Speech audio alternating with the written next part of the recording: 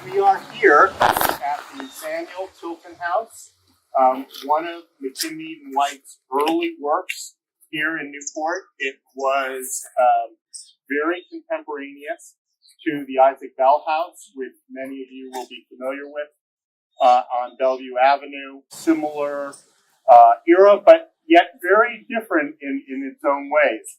That house is very much about kind of Eastern imagery, bamboo columns, Japanese dolphins over the gateway, lots of complicated massing. This is a relatively simple, straightforward building, somewhat like the Low House of Bristol, which is no more, which was just one great arch, one great gable with all of the house underneath it. This house basically has two masses. The primary gable, which you can see here from this side and from the lawn side. This is much more about surface texture, and you have to remember that this house, although very much of the shingle style, is somewhat based on the decoration of the Queen Anne Revival style, which you'll see other houses in and around the Catherine Cay area.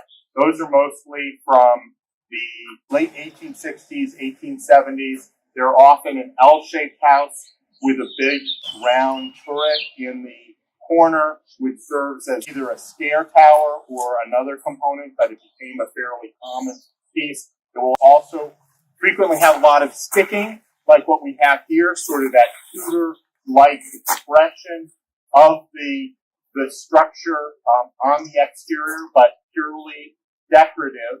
Those types of houses had a lot of polychromy to them, meaning they had different colors, and so you can see what it's taking from that, but also what it's leaving behind. Here, other than the trim and those brackets painted, everything else is the natural material left to its own devices, as it were. It's a little bit more of a modernist, purist expression of materials, and it's very creative.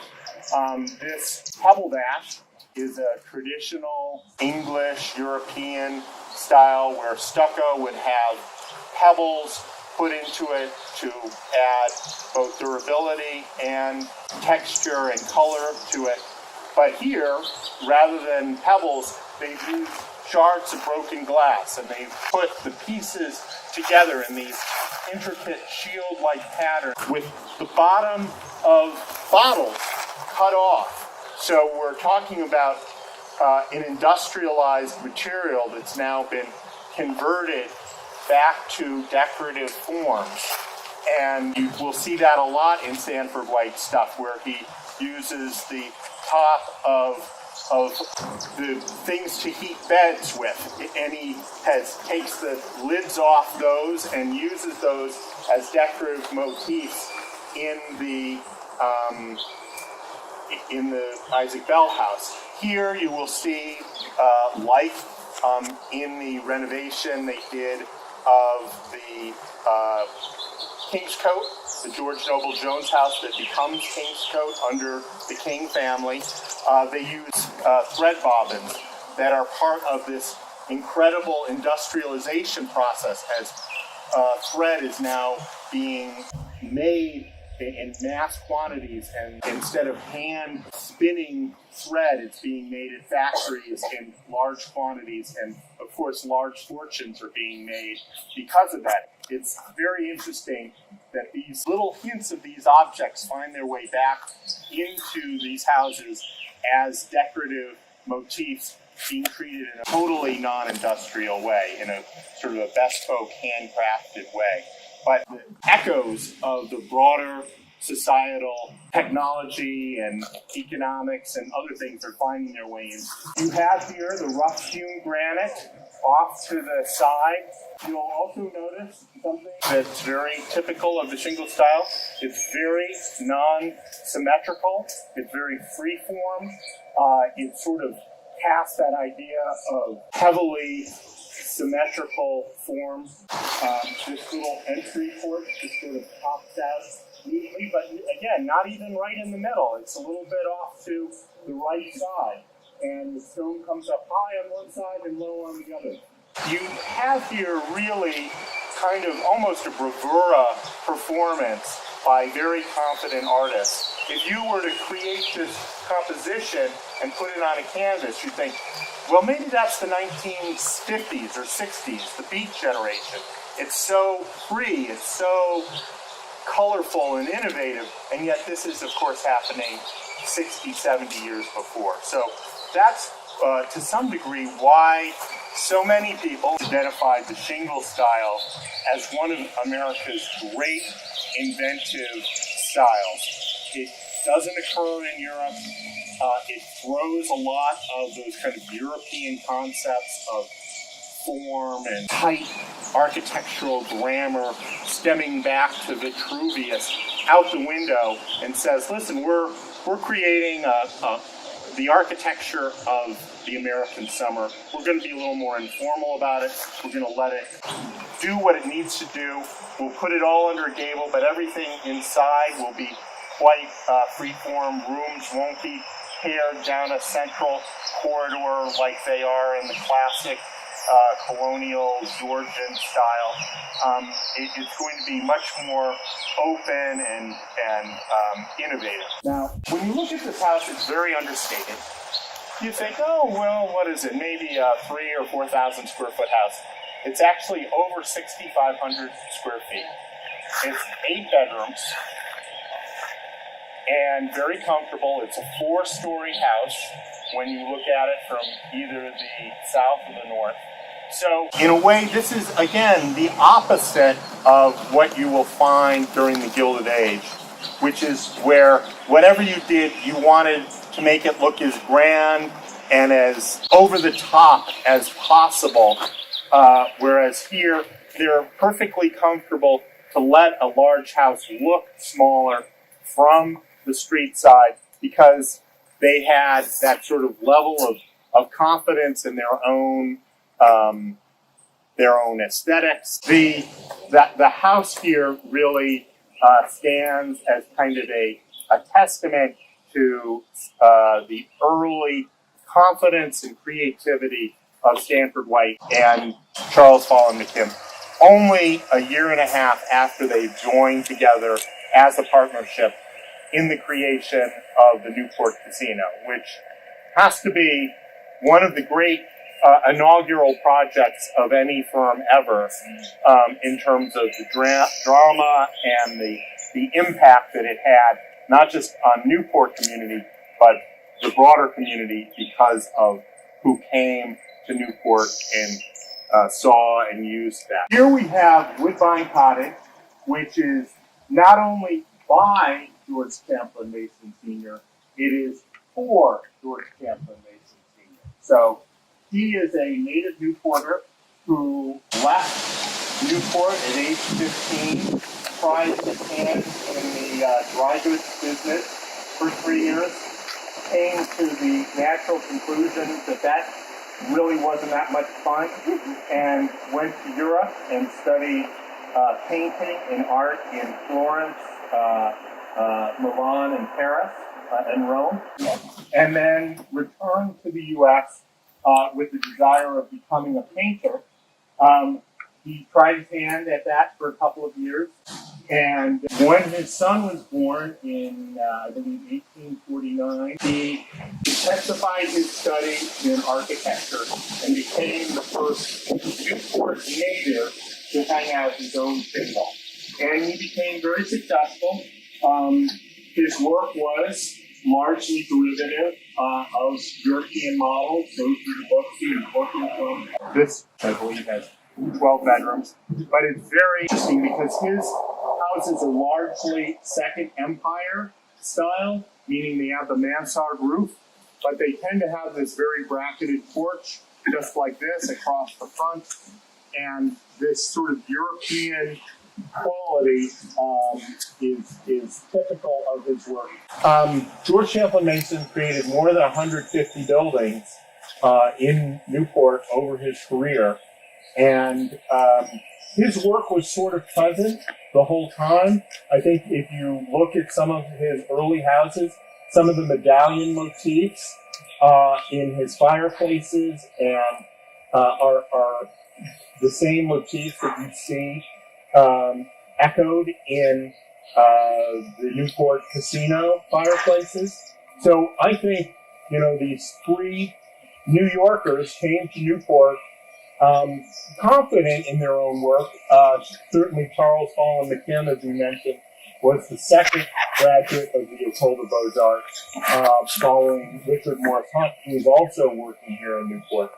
But in the sort of vast number of houses and large houses that George Champlin Mason Sr. had already created, I think a lot of the themes that he was sort of developing interestingly found their way into McKim, Mead and White. He is probably the most impactful architect to work in Newport since Peter of Harrison of the century before, and before McKim, Mead and White really became the dominant firm. Here, again, you have all of the basic elements of the Queen Anne style, with a little bit of a twist. I will say this is not quite as predictable or formulaic as a lot of the other Queen Anne style houses that you'll see around. But it has the polychromy, the colored, painted finishes. It has sort of the strong symmetrical elements, even though it's local symmetry. The Queen Anne style was one of the first to kind of have that more free-form overall design that whereas the plan became whatever it needed to be given the program that was being applied. But you will always have, at least in small areas, that sense of symmetrical arrangement around the central axis, which was abandoned at the Samuel Tilton House.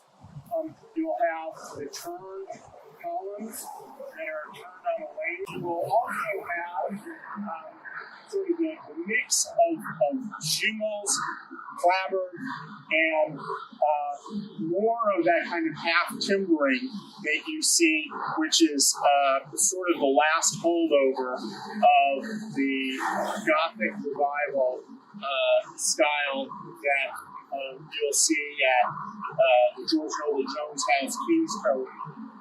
That is sort of slowly fading. You don't have a shift from one style to another like changing gears.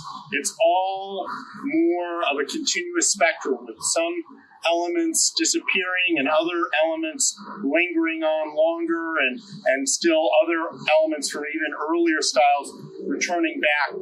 The Queen Anne style, as I mentioned, is that round turret in the elbow of the plan. And that, indeed, is exactly what you have here. But what's interesting about McKim is he doesn't put the typical conical witch's hat on top of it. He's chosen the Russian onion dome and gilding it. So he's already showing more of a flair, more of a confidence than the typical builder, designer that were doing a lot of those kind of medium-sized houses in the Catherine K neighborhood as this place grew in that period just before and during the early Gilded Age. This is Maple Shade by George Champlin Mason Sr. You see the highly symmetrical, the primary Italianate mass of the main building. You see the bracketed porch with those 45-degree angle brackets, which are very, very typical of George Champlin Mason style. You have the mansard roof with the flare. I suspect this really did have slate at one time. The fact that they put a asphalt shingle that is emulating that. And then out back, you really have all of the kind of functionality of the servants' quarters and the kitchen and all those sort of service rooms tacked on to the back of it in a almost like a T-shaped pattern. So you have the symmetrical, broad front, very grand and organized. And then you have these houses that are breaking that norm already and showing that there's a new generation of architects that's far more creative, open to asymmetry and surface decoration in the form of actual materials as opposed to just choosing different colors to paint the shingles. So you'll see at the Samuel Tilton house that there's probably 6 or 7 different shingle patterns, and they each create a different shadow, a different quality of light, and so it's a painterly approach, which is where the shingle style comes from, that name of painting the outside in shingles and letting that be the decorative feature. This is Bellino, the Francis Skinner house of 1882. And this really is the quintessence of the shingle style, but in miniature. It's now matured to the point where, there's really, other than the trim and the shutters, everything else is left the natural red cedar color, which ages to that brown. So even in the selection of cedar, yellow and white cedar age to that very soft gray, and the red cedar ages to a brown, which is a little bit more rugged. So this got the corner turret, but now that corner turret's very large, really blown up in scale until that becomes the mass of the entire building. And then little masses attached to it. So it's taking the Queen Anne style, and you, again, see wonderful little details of a window up top, and then 2 faux windows created just with a change in the shingle pattern, so that there's a rhythm that goes around the house, but that rhythm is sometimes reflected in actual windows and sometimes just in changes in shingle pattern. So it's very articulated, it's very well crafted in terms of the detail. Even the shingles along the drip edge, you can see, with those little, very tiny little cuts, allowing the water to flow down as opposed to sweeping down across the building, which would cause the building to age more quickly. I think it's probably one of the smaller houses that McKim, Mead and White ever ended up doing, because this is still very early in their career.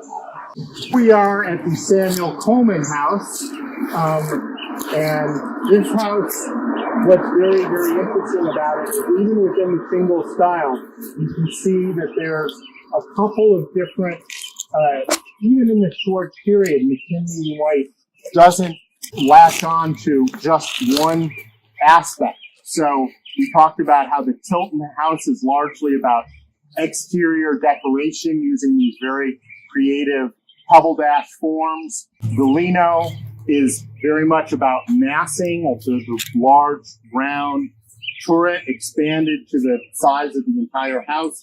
This is somewhere in between. It uses the gambrel form, which is an American colonial form used because in the early days, every square inch of a house had to be very, very well programmed. You were actually going out and cutting down the tree yourself and making the cedar shingles yourself and hewing those into beams yourself.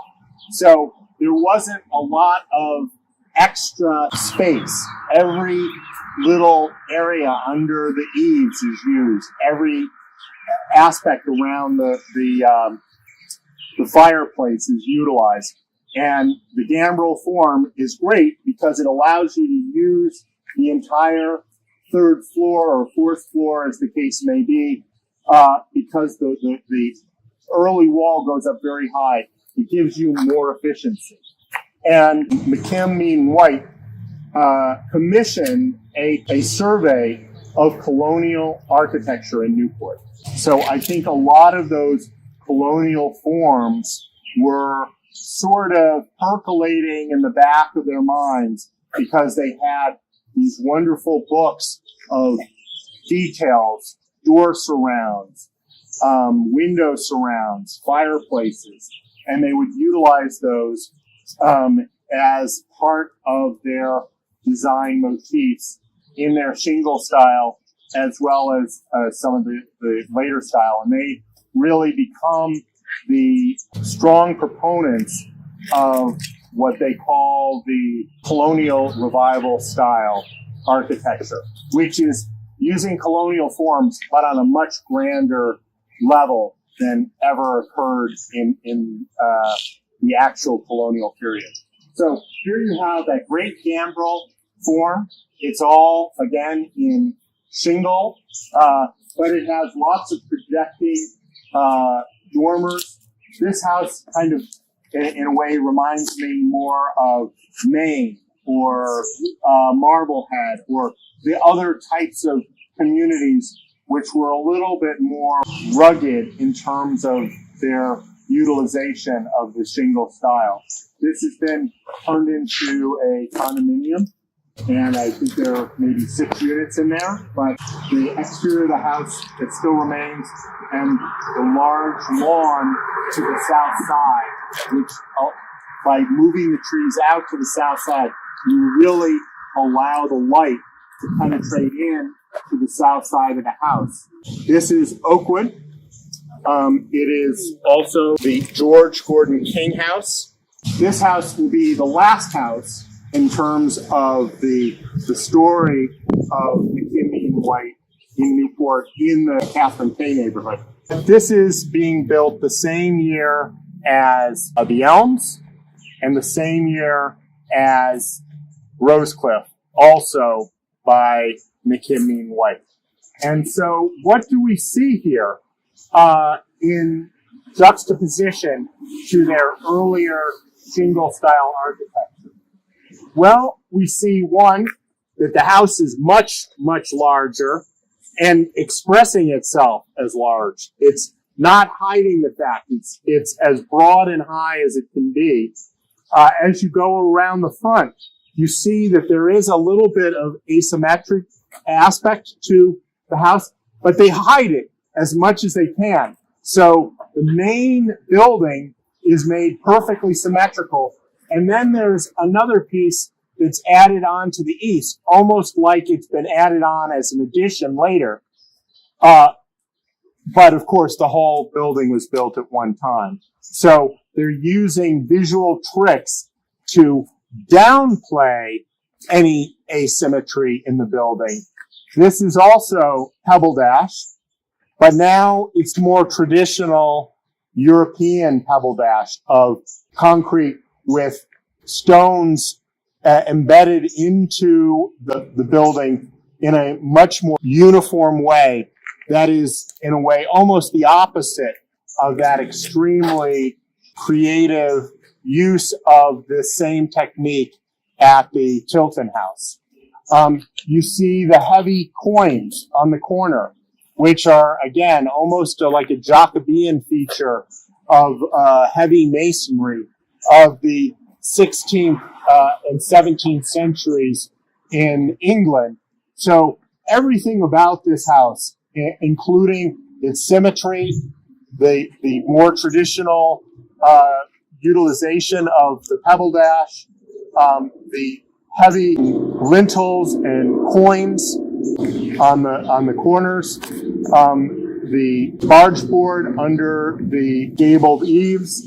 Everything has a kind of traditional quality to it in comparison to the free form that you see at Vellino or at the Tilton House, or the more relaxed Americanized form of the gambrel with the Ionic columns. Everything is so centered on this entrance that little wing to the east is almost an afterthought. So they did a really good job at conveying that sense of classical symmetry with the center entrance, the Ionic columns flanking the entry porch with the large Corinthian columns, which are the largest and most formal of the 5 column types that Vitruvius talked about, which then was conveyed from ancient Rome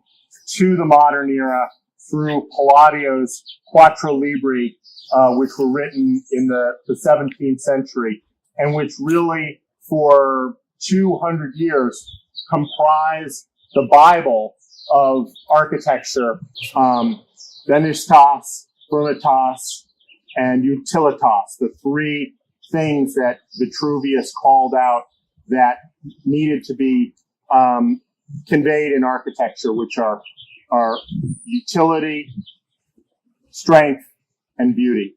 So those 3 things are being articulated here very, very overtly because of the use of the various columns in a sort of a stacked, proportional way.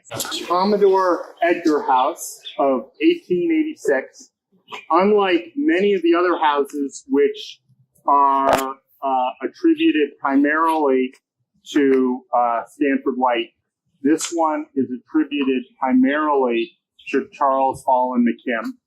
And you see in this kind of a greater erudition, kind of a more of a familiarity with European styles. This is reported to be one of the very first houses in America to use what they call Roman brick, which is very flat and long, and it has a lot of Italianate Palladian features to it. You see the Doric columns on the upper loggia. You see the egg and dart of the frieze just below the corbelled gutters. You see the Ionic columns, again, very similar to what we just saw at Oakwood, framing the center. That there is a form of symmetry here along the center. The symmetry is sort of finding its way back after having been completely left by the side of the road, as you see at a house like Galeno or even the Wormley House, where the shape of the house is really allowed migrate in whichever direction it needs to. And yet there is still a little bit of flexibility. So you see one of the projecting bays is round, one is articulated. You have a very large open loggia here on the west side, which is great for the evening sun, like today, a perfect time for that loggia. In 1880 to even to 1901, when Oakwood was built, that was before the era of HVAC. So Newport in general was very, very popular because, like today, it's in the 70s here, and 10 miles from the water, it's in the upper 80s. So we're 10 degrees cooler, which is what really made Newport, for the last 250 years, the destination of choice. But many of these houses would have sleeping porches so that on a hot night you could go out. But this house, it begins to show some of those neo-colonial features we talked about. You see the broken pediment and the alternating shapes of the dormers. So you'll see that in many of the colonial era Georgian houses.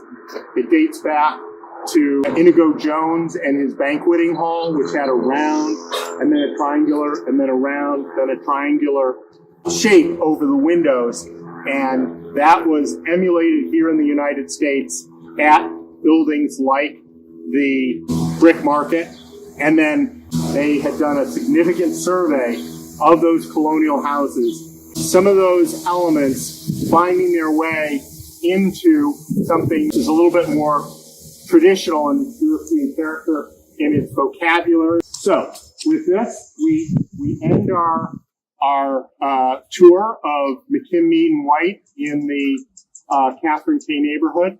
But you really see, both in terms of size, material, massing, stylistic form, it's a microcosm of their entire career during that time.